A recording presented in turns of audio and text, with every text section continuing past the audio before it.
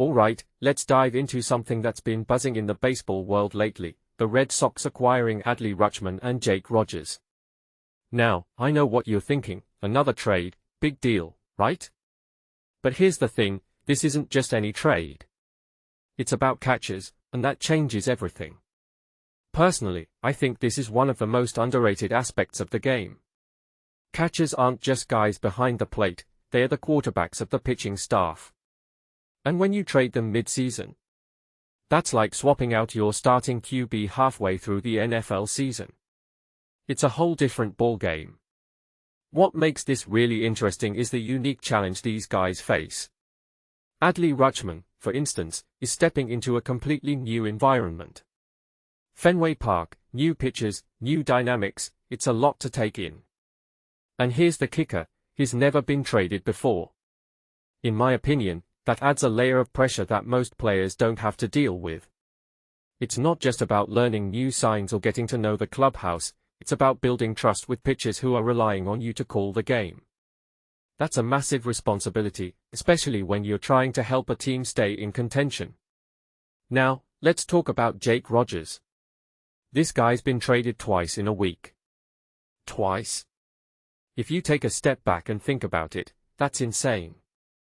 He's basically been thrown into the deep end, and yet, he's already talking about doing his homework, watching videos, and trying to build that trust with the pitchers. One thing that immediately stands out is his mindset. He's not just sitting back and waiting for things to click, he's actively working to accelerate the process. That kind of proactiveness is rare, and I think it speaks volumes about his professionalism. But here's where it gets even more fascinating, the historical context. Did you know that in the entire history of baseball, there's only been one World Series game started by a catcher acquired via mid-season trade by an eventual champion? That's Christian Vázquez with the Astros in 2022. What this really suggests is how rare and challenging this situation is. It's not just about plugging in a new player, it's about integrating someone into the most critical position on the field mid-season. That's a tall order. Craig Breslow, the Red Sox's chief baseball officer, said something that I found really insightful. He mentioned that while the process isn't insignificant, they wouldn't want to overstate it. What many people don't realize is that pitchers have to adapt to new catchers all the time, whether due to injuries or performance issues. But the key here is trust. And from my perspective, that's where guys like Rutschman and Rogers have to shine. They need to build that trust quickly, and it's not just about calling pitches, it's about understanding the pitcher's strengths, weaknesses, and preferences. A detail I find fascinating is how technology is playing a role in this. The PitchCom system, for example, is making it easier for catchers to communicate with pitchers. Jonah Heim, another catcher who was traded mid-season, mentioned how this system has accelerated the adaptation process.